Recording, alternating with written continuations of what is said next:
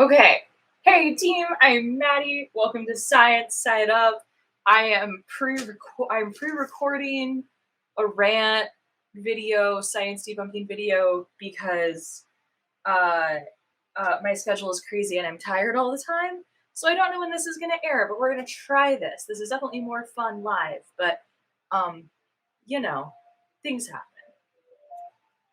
There's an ice cream truck going by my house.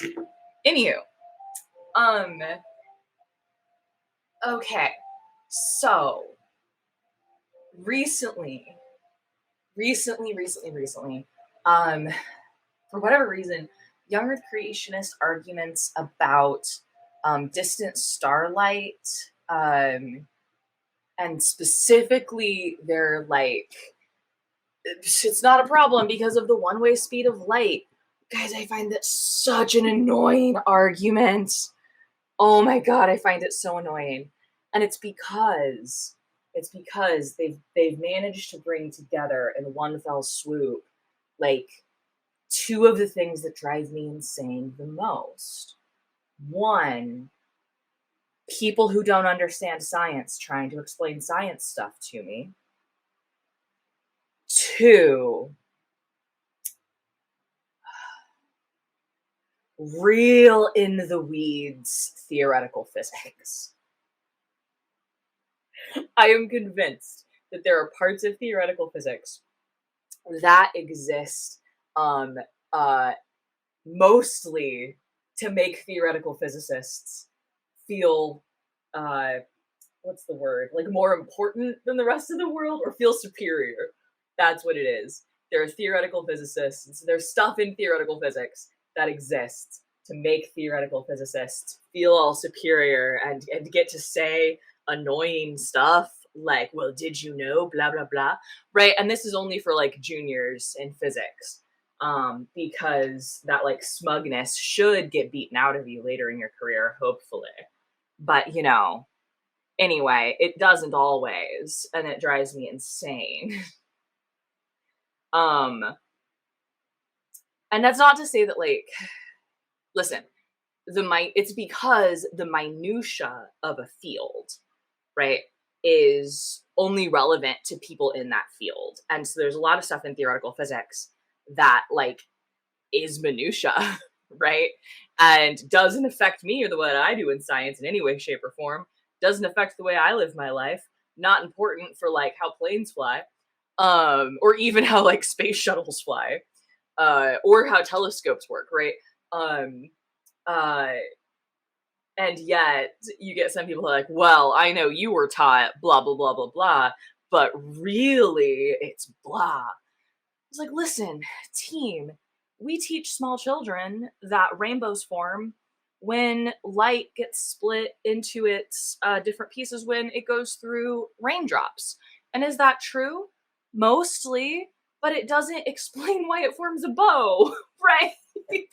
um, so there's lots of things that we simplify for people who don't need to know the minutiae of the field, right? So all of this long rant, what in the world is the one-way speed of light, and why do young Earth creationists care about it? Okay, so the speed of light, right? The speed of light in a vacuum is 3 times 10 to the 8th meters per second. Side note, even that's a simplification, right? It's actually like 2 point something or other. I think 2.9 something or other times 10 to the 8th meters per second. But you know what? Using 3 times 10 to the 8th, it's good enough for government work. It really is. And yeah, okay. So that is a universal constant, right? No matter how we measure it, it is always the same. However, comma, it is true that we have never successfully precisely measured the one-way speed of light. We always measure the two-way speed of light. So what that means is the way we tend to measure the speed of light is we have like a laser, right? We have a transmitter and a receiver. We send out a beam of light, we bounce it off a reflector, and then it comes back and we measure it at the receiver, right? So we measure we know how far away that mirror is, and we measure the distance. I got to do this once when I was an undergrad with the moon. It was really cool. So there are reflectors that are left up there on the moon by the Apollo missions. I got to fire a laser at one, and we measured how long it took to come back, and that is used to calibrate different instruments. It was a very cool experience. Thank you, NASA Goddard. Anyway, okay. So you might be thinking to yourself, why don't we just measure, like how long it took that laser you fired just to get to the moon? Why can't we do that? And that has to do with effects of special relativity. So if I have a clock here and a clock here, and I synchronize them, right? I try to synchronize them to each other. Or I try to synchronize this clock off of the time at this clock, right? If I'm going to be really precise from that, then I'm going to send a signal from this clock to this clock, right? And say, okay, clock over here. Now we're at the exact same time. That information travels at the speed of light, right? Or if I were to put them next to each other and synchronize them right here, and then slowly move this guy away, technically the motion of this guy is affected by special relativity, which depends on the speed of light. So then when I send a signal, whatever it would be, if there was a difference between traveling this direction and that direction, right? If there was a difference between that, then our experimental setup wouldn't catch it because it would be affected by the same thing. So there's actually a great video that kind of explains this. So I'm going to pull that up and let it play. Just a second. I actually have the wrong video pulled up. I have the wrong video on doc. So share my screen, this button. Okay. And this is from, oh gosh, Veritanacium? Maybe I pronounced that right. Obviously, he's a huge channel. And he talks about, like, cool, trippy science stuff, which is cool. Okay, so here's the setup he describes. Measure the speed of light like this. Imagine you have a laser that can fire a beam through a perfect vacuum for 1 kilometer. Start a timer the instant you fire the laser beam. And then exactly when it hits the end, stop the clock. Except, how do you know when light reaches 1 kilometer if you and the clock are at the starting point? Okay, so you need 2 clocks, one at the laser and one at the end, which stops automatically when it detects the laser light. But now, how do you make sure your 2 clocks are synchronized? Well, you could connect them via a wire and send a pulse from one to the other, but that pulse will travel at the speed of light, so it will arrive with a time delay. You might think you can just subtract that time delay, but it is equal to the time it takes for light to travel 1 kilometer. That's what we don't know and are trying to measure. Okay, new plan. Start with the clocks together and sync them up first, and then send one of the clocks down to the end. Now, what could possibly go wrong? Well, I'll tell you. The clock at the finish line was moving with respect to the one at the start, and special relativity tells us moving clocks tick slow relative to stationary observers. So by the time the clock reaches 1 kilometer, it will no longer be in sync with the clock at the start. Can I tell you the only solution to this problem? Okay. So he's going to say that the only solution to this problem is to use a mirror, but then we're measuring the two-way speed of light, right? Not how long it took that bit of light to travel the 1 kilometer in one direction, but how long it took it to travel 2 kilometers. And then we just, by convention, have the time and call that the speed of light, right? Okay, so now what do I mean by saying that this might seem like a problem, right? So how do we know that the speed of light is in fact a constant what if it changes values based on direction, right? Okay, so let's talk about that that effects of special relativity of moving that other clock, right? Technically, all motion is affected by special relativity. That is a true thing. Here's the other thing though, right? Like in all things, um, uh, there's times we can ignore effects and times we can ignore terms. And one of the times you can ignore the effects of special relativity is when you are not traveling at significant fractions of the speed of light. So if you move that clock real slow, right? Like you take an hour to go 1 kilometer, or you move it at like 1 meter per second, as opposed to 3 times 10 to the 8th meters per second, then the effects of special relativity are negligible. Okay. And if you were a theoretical physicist somehow listening to me, not a theoretical physicist, rant about this, then you're probably saying to yourself, but, um, the effects of special relativity depend on the speed of light. So, how fast how fast you're moving as a fraction of the speed of light matters.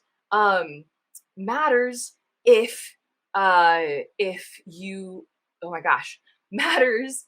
Ah,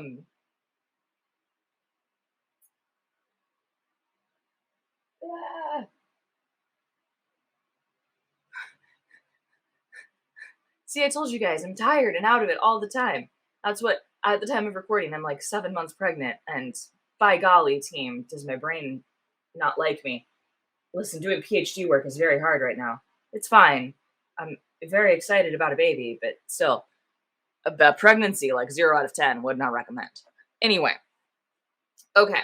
So, yeah, so you could be like, but, like, how much of a fraction of the speed of light you're traveling would change if the speed of light changes. Sure, but the slowest light could possibly move in this scenario is c over 2, so 0.5 c. So if I am, 1.5 times 10 to the 8th meters per second, right? So again, if I'm still traveling 1 meter per second, that the time dilation effect is still going to be negligible. Okay, so what this tells us is that for practical purposes, um, for practical purposes,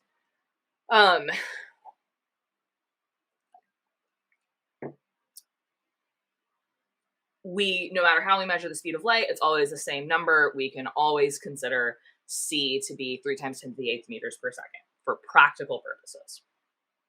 And this whole theoretical speed of light thing, one-way versus two-way speed of light, is really a fun, in the details, in the weeds theoretical physics problem.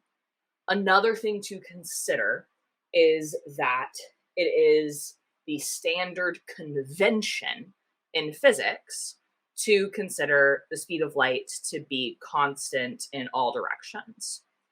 Another convention in physics that is equally valid, right? And so it's equally valid and equally as arbitrary, right? Is the right hand rule. This is how you remember the right hand rule, right? That in an X, Y, Z coordinate system, I swear I'm not flipping anybody off. This is the positive X direction. If the positive X direction is this way, positive Y is this way, away from me, positive Z is up. Okay. That's a convention. So could you make the math work with a different convention than c being the one-way speed of light? Yes, in fact, you could. You can also, it's a lot messier and a lot harder, but you could make it work.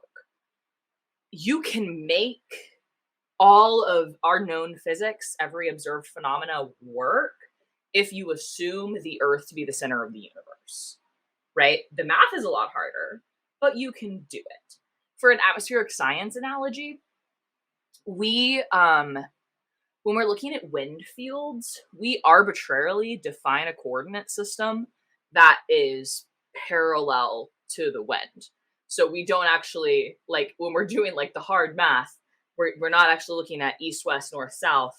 We're going like, oh, okay, so the X direction is now whatever direction the wind is blowing, and the Y direction will be perpendicular from that according to a right-hand rule, because it makes our math easier, right? So we arbitrarily define this moving coordinate system that sounds more complicated, but in fact makes the PDEs manageable.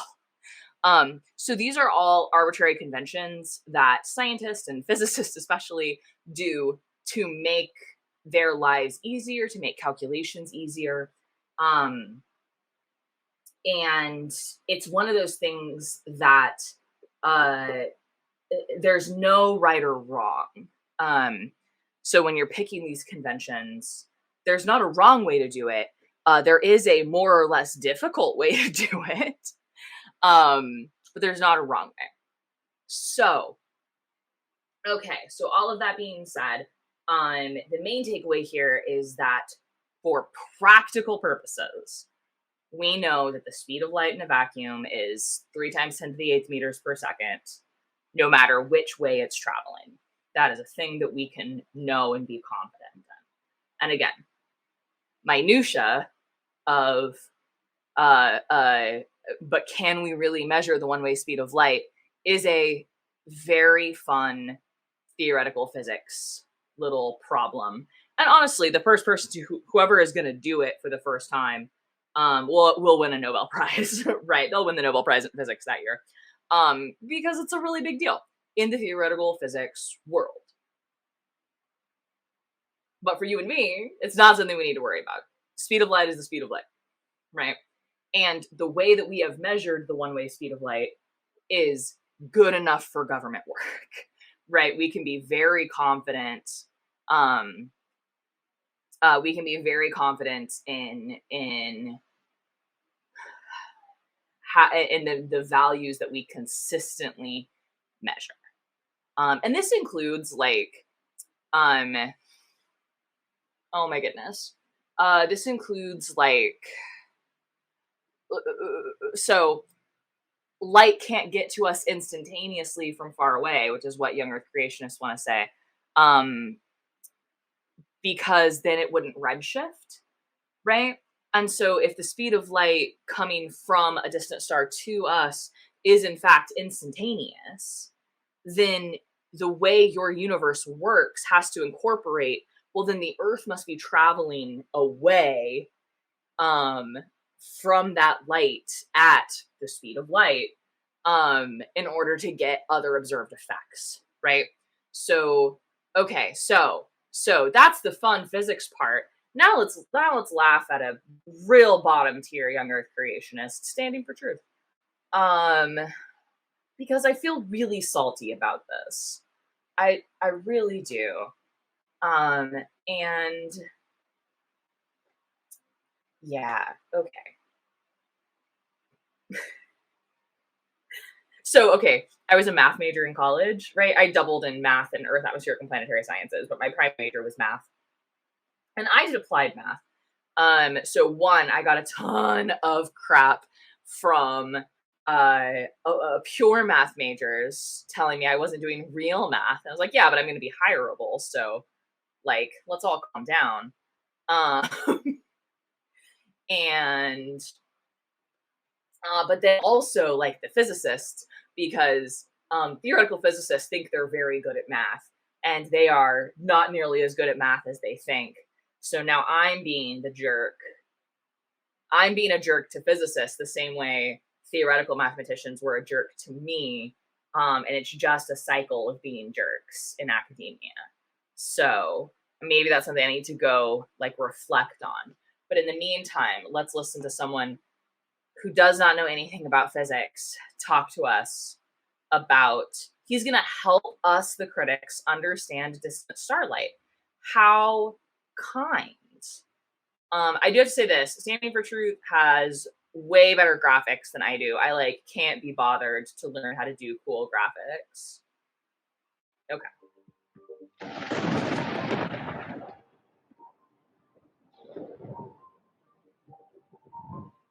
Hey everyone, We're going to take a moment now and try to bring some clarity to this alleged speed of light controversy. Let's try to make it simple. The one-way speed of light is not known, and currently there is not a way to test it. At this time, we only know the round-trip speed of light.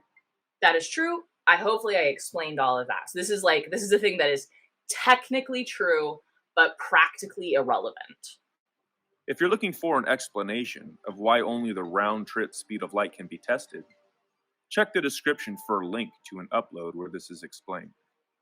There are two conventions to explain the one-way speed of light. The first convention we will talk about is the isotropic synchrony convention. Ooh. According to the isotropic convention, By this way, the isotropic synchrony convention, this is Einstein's convention. Yeah, and he just made a claim here that the anisotropic convention is the one which naturally matches what we actually observe. I'm gonna need a big explanation on this sucker. Because why is this in which the math is the simplest? So that's true. But again, this convention, isotropic synchrony convention,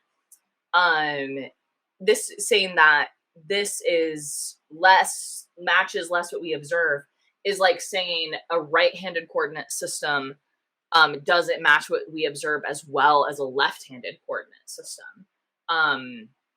Or like, yeah, like, or I don't know. All I can think of are their coordinate system examples right now, and I wanted to give an example that's not a coordinate system. So let's let this play, and then I'll think of another example. Okay. Convention. The one-way speed of light is exactly half the round-trip speed of light. Under this convention, the one-way speed of light is always constant. For example, if light traveled from point A to point B, and then back to point A in 1 hour, then the isotropic convention would conclude that it takes 30 minutes to travel from point A to point B, and 30 minutes to travel from point B back to point A, making that round-trip speed 1 hour. It should be obvious why this convention would be desirable for mathematical equations. It is fair to say... So it's not just desirable for mathematics. It does make the math make sense. It's also real logical, right? So think about it this way.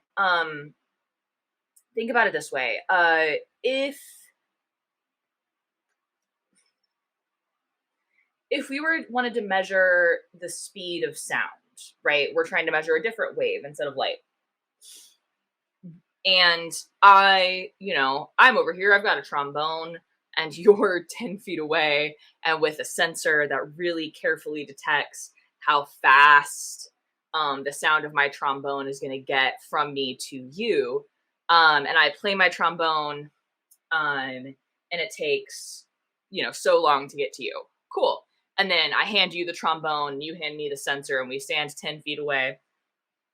And why would I expect the time difference, right? Why would I expect it to be different for how long it takes the noise to get from you to me than from me to you, right? That seems illogical. So another thing to remember is what I said about like the special relativistic effects on the movement of the time synchronous box, right? I don't know this for sure, but this is also assuming perfect clocks, right? That there's absolutely no instrument error, which is not real.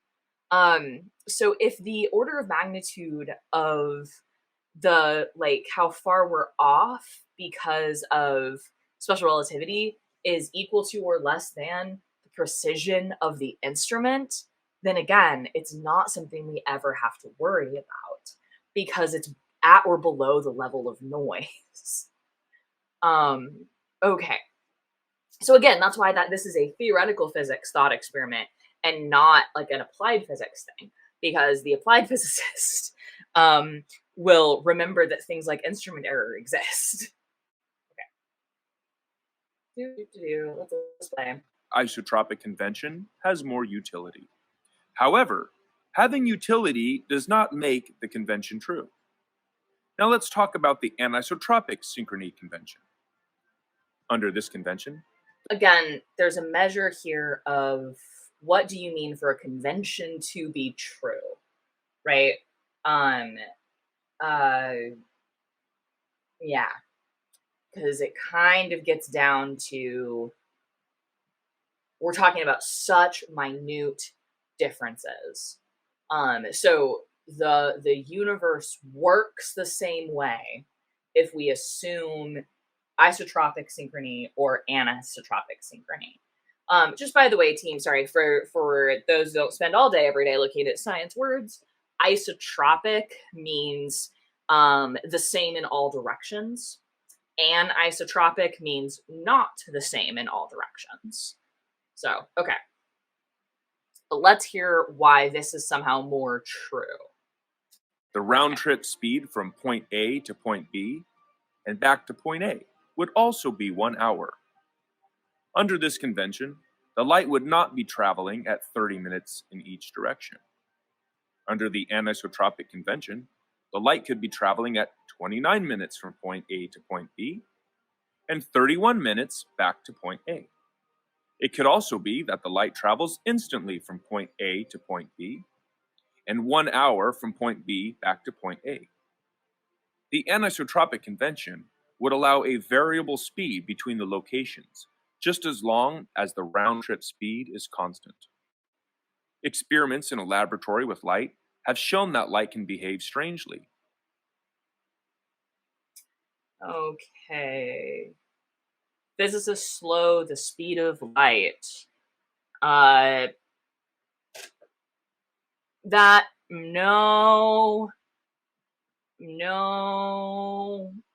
This,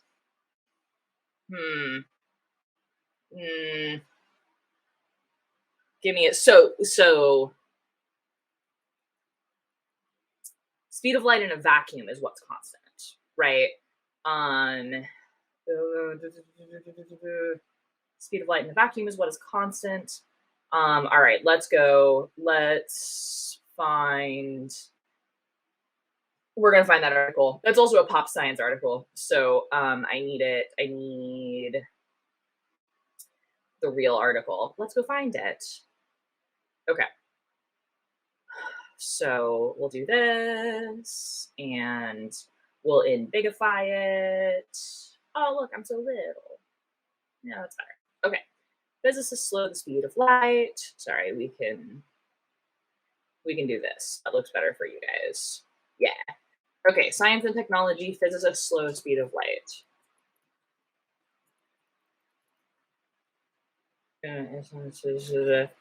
I know I told physicists wrong. It's fine. Okay. Yes. Hey, look. Here we go. Sci-Tech Daily. Okay. Load, please.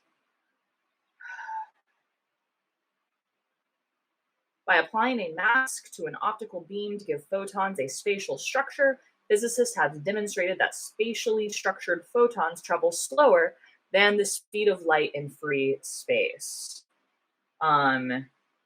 Physicists have long known that the speed of light can be slow. The speed of light changes when it moves through a different medium, right? That's why like a pen looks weird if you look at it split through a glass of water. But we're talking about speed of light in a vacuum that is constant.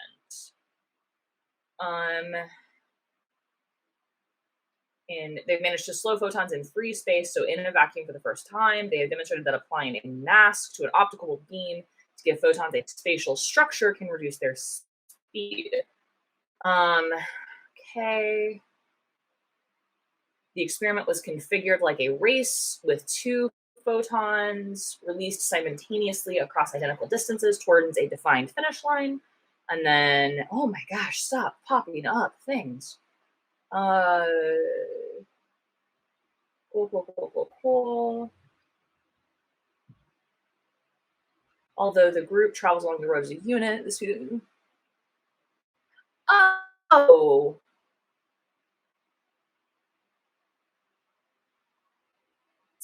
Sorry. Okay. So the team compare a beam of light containing many photons to a team of cyclists who share the work by taking it in turns to cycle at the front.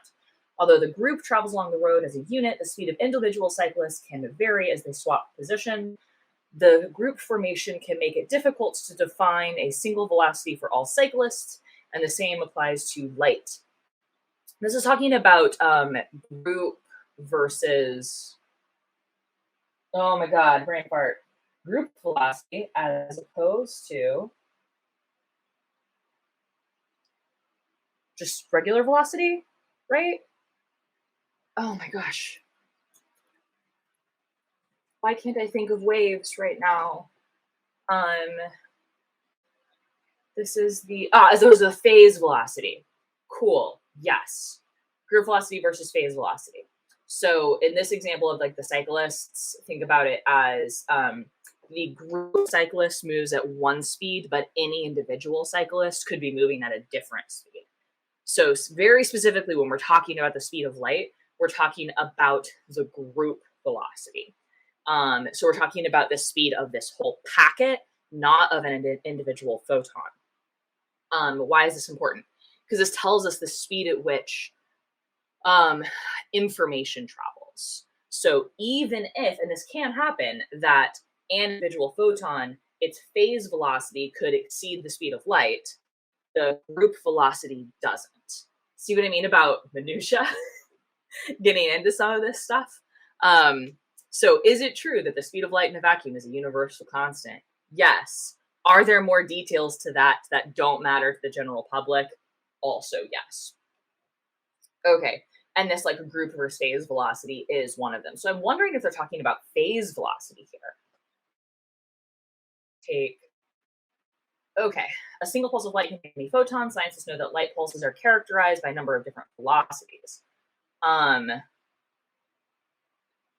The researchers found that one photon reached the finish line as predicted, but the structured photon, which had been reshaped by the mask, arrived later, meaning it was traveling more slowly in free space. Okay. Over a distance of 1 meter, the team measured a slowing of up to 20 wavelengths, 3 times greater than the measurement precision. So notice that this is important about measurement precision, right? Okay. I don't know what they mean by mask here, and that's what's kind of driving me nuts. Photons move more slowly through space. So I think the effect of passing the light through the mask is to limit the top speed at which the photons can travel. Okay. Oh, I see. Crucially, this is... No, okay. So they've done this. So it's done by University of Glasgow Optics Group. The delay we've introduced to the structured beam is small, measured at several micrometers of propagation distance of 1 meter, but it is significant. Okay. We've achieved the slowing effect with some subtle but widely known optical principles. That the propagation of light can be slowed below the commonly accepted figure, even when traveling in air or vacuum. So that's very cool. Okay, sorry, this is very cool, and I'm really interested, but it's not going to matter. And so I wonder what the details of this are, right? Because details here are going to really, really matter. And to be honest, as a non-theoretical physicist myself, I should bug, what's his name? Almost a doctor about this, because I think he does physics optics as like his research,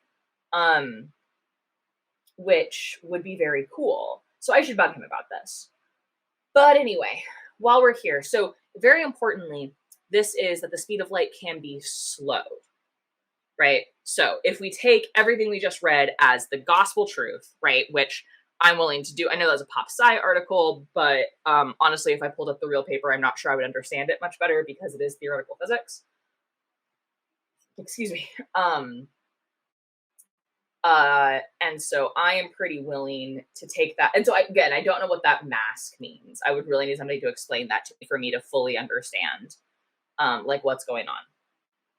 However, comma, the distant starlight problem for young Earth creationism needs light to travel faster, and that's not something we have ever observed.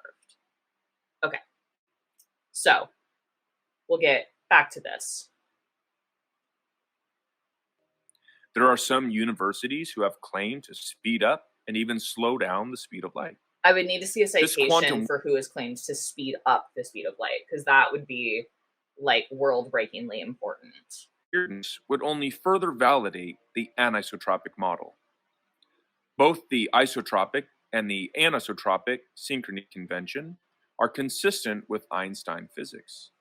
That's true. You can make either convention work. However, I reject his claim there that the anisotropic convention is like whatchamacallit,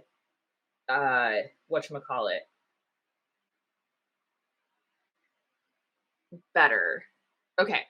I'm actually going to pause and come back to this because I am going live over on Dapper Dino's channel, like right this minute. So we'll see you guys in a bit. I might be wearing a different shirt.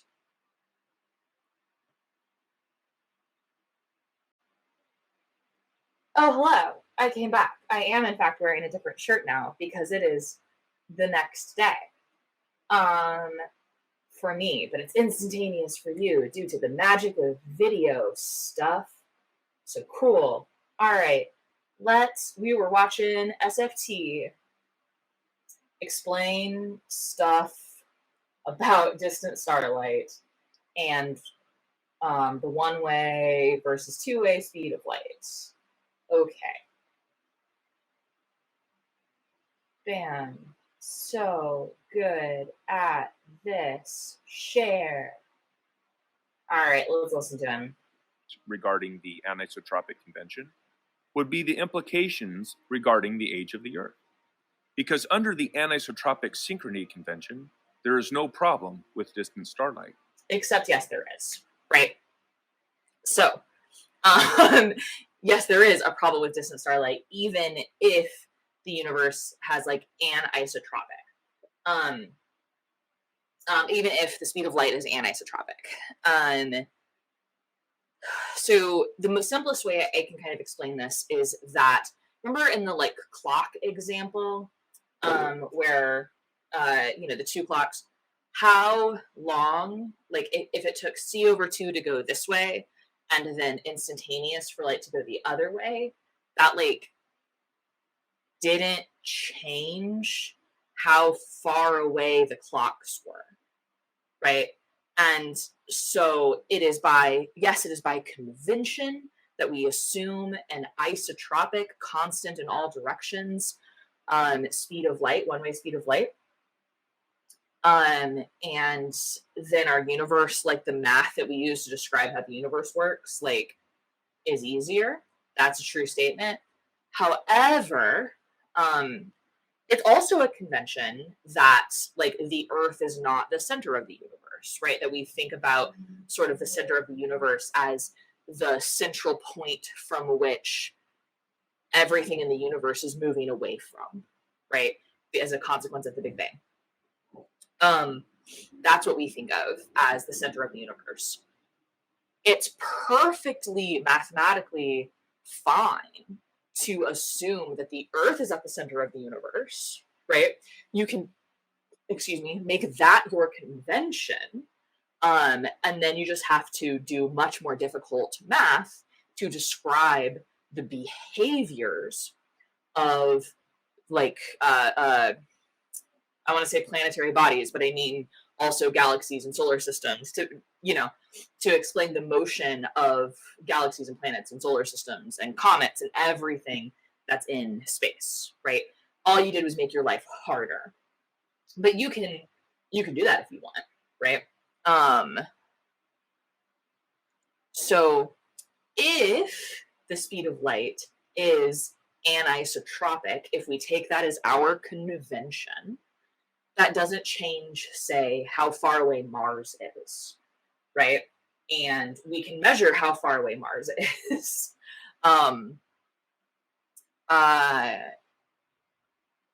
And using that anisotropic convention, doesn't change the physical distance between objects. So even if the speed of light is anisotropic, that doesn't explain the physical distance between the Earth and distant stars, right? I hope that makes sense.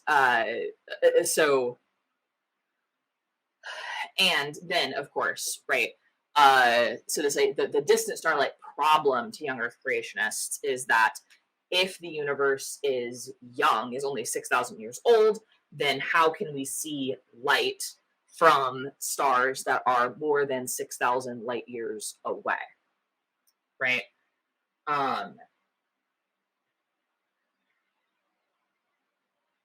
my gosh, I'm such a distracted panda. I'm sorry.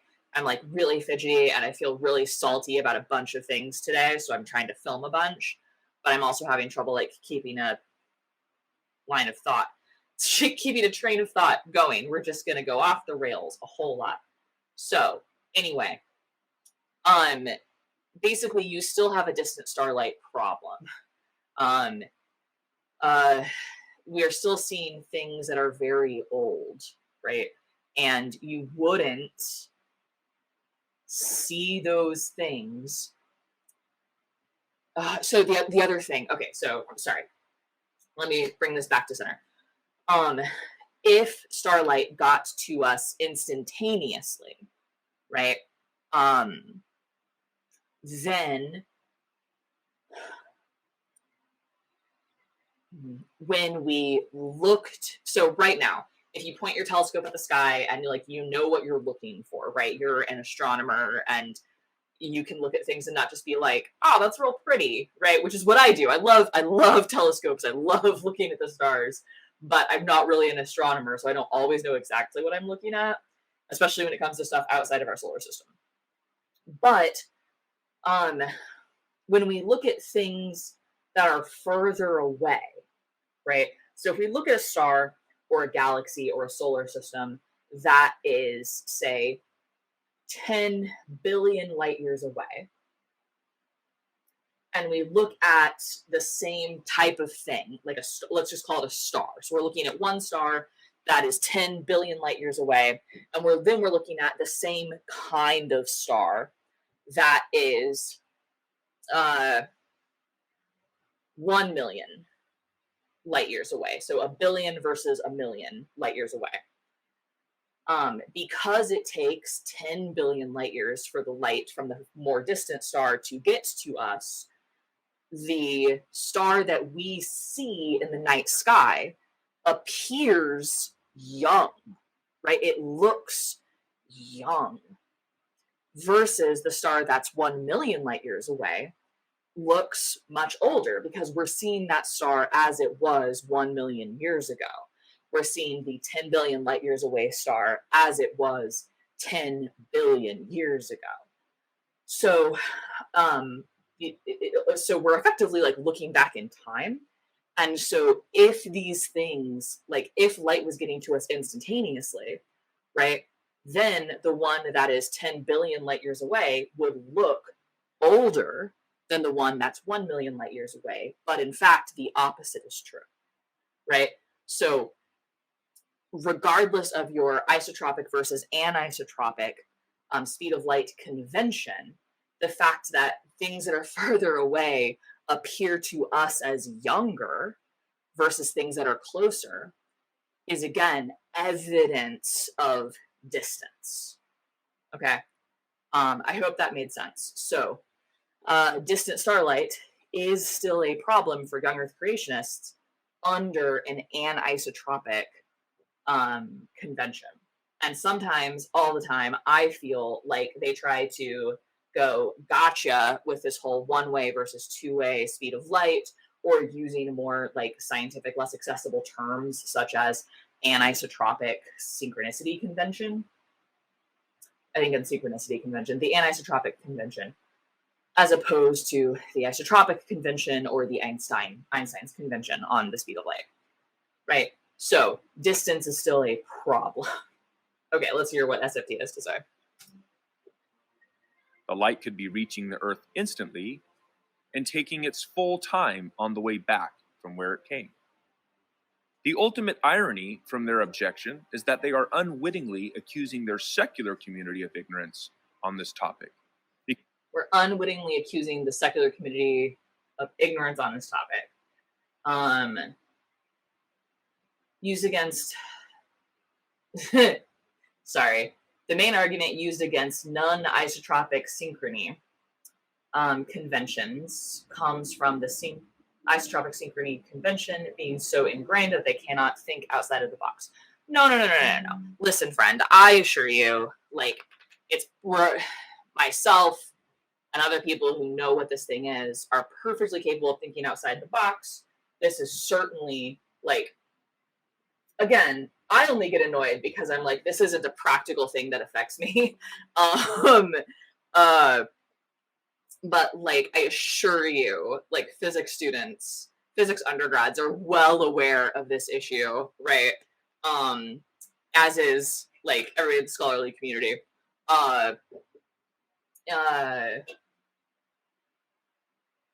So the thinking is that it cannot be real because, after all, the isotropic synchrony convention is what is used. So I think it in that sentence is supposed to be the anisotropic. The anisotropic synchrony convention. Oh no.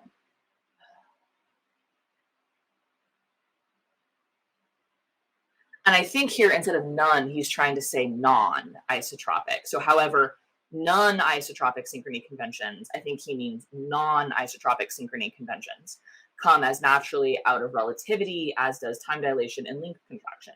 So that's true. So he hasn't said anything here that's false about the two-way speed of light or the one-way speed of light. You can interchangeably use the isotropic versus the anisotropic convention. Where SFT here is very confused is the consequences, the assumptions, the conclusions he's drawing from the consequences of using an anisotropic synchrony convention. It doesn't make distant starlight not a problem, right? That distance is still a problem because there's other evidence that tells us these things are far away and the light takes a long time to get to us. We can mathematically model that light is getting to us instantaneously, but then other things and how our mathematical model of how the universe works would then have to change. So what doesn't work is that we think of the universe as uniformly expanding out from a central point, right? We think of Earth and our solar system in relation to that point and how we orbit our Milky Way, right? Thinking of those motions. If we bring in an anisotropic speed of light convention, then that way we're picturing the universe there has to change to align with the convention, right? And from a mathematical and a theoretical physics standpoint, what is the universe actually doing is actually kind of a nonsense question. Because we can choose our center point to be anywhere we like. That's fine. And all of the math works out just fine. So remember that theoretical physics isn't really concerned with physically what is happening. That's kind of a different field.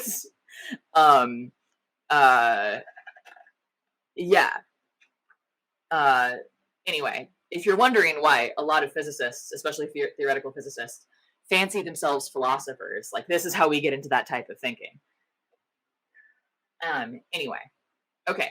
So again, the thing SFT is messing up here is he's making a premise. His premise is that the speed of light is anisotropic, and then going, therefore, light gets, therefore, how do I put this? The universe is young.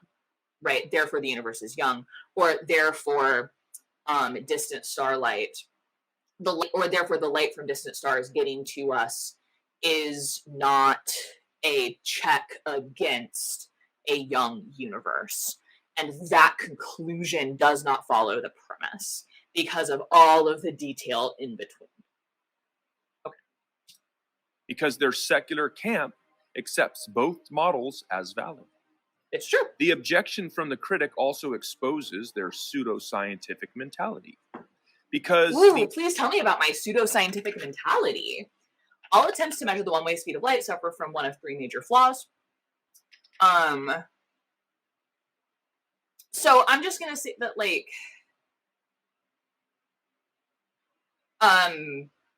yeah, these are really, really simplistic flaws here. So no one has successfully measured the one-way speed of light. Some people have maybe gotten close by measuring, like, speed of motions of, like, solar systems relative to, like, background motion, and stuff like that. So sure, no one's successfully done that. Again, I have a lot of confidence that one day someone will, and they will win a Nobel Prize, and they will also measure it to BC. That's what I think is going to happen. Anywho, and so he's trying to say that, like I hate to break it to you, SFT, but, like, the people doing these experiments know these three incredibly simple things, right? They use a tangential direction, which will always produce the proper speed of light. What do you mean by that? Because tangential, right? Tangential means intersects a curve at one point. That is what tangential means. So I'm not entirely sure. So the tangential direction is you can also, it's perpendicular to something at a single point. So the tangential direction, like, is dependent on your coordinate system. And so sure, they use a tangential direction. I would like to see SFT, like, explain that. Let's see if he does. The implications of an argument are secondary to the validity of the matter. In conclusion... Oh, he doesn't. That's fun. Okay, let's back up. Second is that they assume without realizing it, the isotropic synchrony convention. No. This is known. It's fine. Finally, they're actually measuring the two-way speed of light. Again, this is no. They know that. When that happens, they're like, we tried this, but this is where the two-way speed of light came in. Darn it. Right? SFT is not pointing out grand flaws in modern theoretical physics research. Anywho. Okay. Are secondary to the validity of the matter. Okay. In conclusion, the critic can only assert that we have a distant starlight problem if they baselessly demand that we defend the isotropic convention. No. I can say you have a distant... I might phrase it differently. I might call it...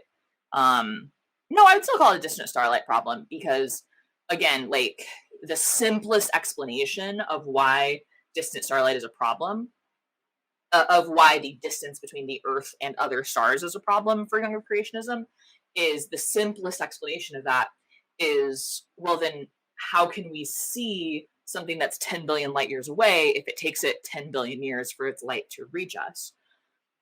There's other problems packed into the distant starlight problem.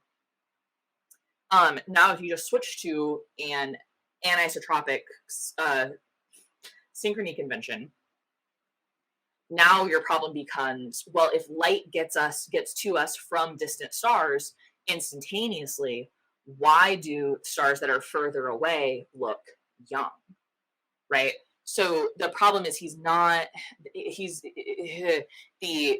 isotropic versus anisotropic conventions don't address the distant starlight problem. So, like, to me, this is just demonstrating that SFT and probably, frankly, most younger creationists don't actually understand all of the nuance of the distant starlight problem. If starlight gets to us instantaneously, why is it redshifted? If information from outside the sun, right? And you would also have to define, like, your anisotropic convention would have to be that light coming towards the Earth behaves one way and light going away from Earth behaves another way. That's something you would have to, by default, assume.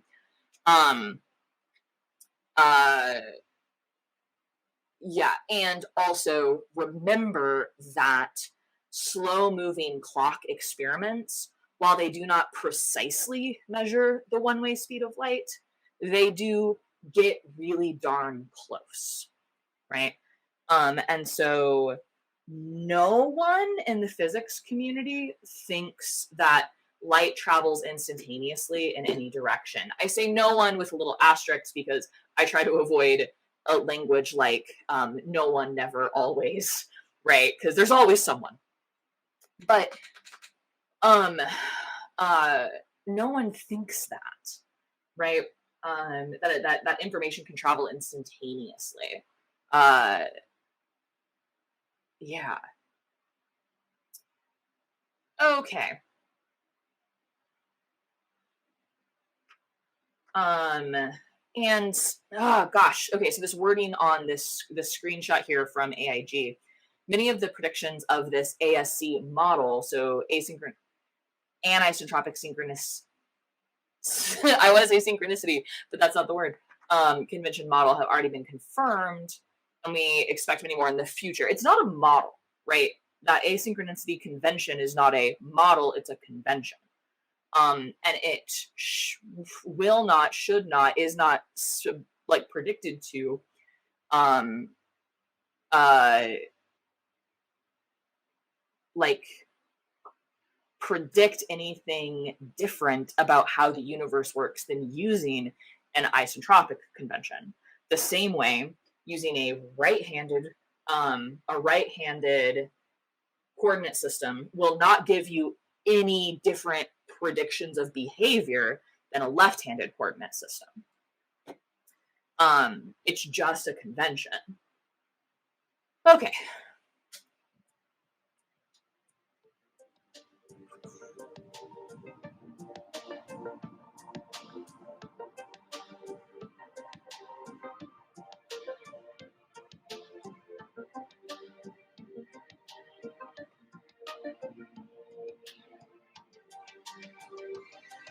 Oh, did he snag this from a different channel?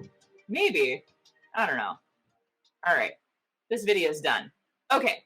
So what we have learned here is that, in fact, no, um, using an isotropic versus anisotropic convention for the one-way speed of light is not going to change. One, it doesn't solve the distant starlight problem, and it doesn't change how the universe works, right? The same way that using a right-handed or a left-handed coordinate system doesn't change how the universe works, it changes the math we use to describe it, right?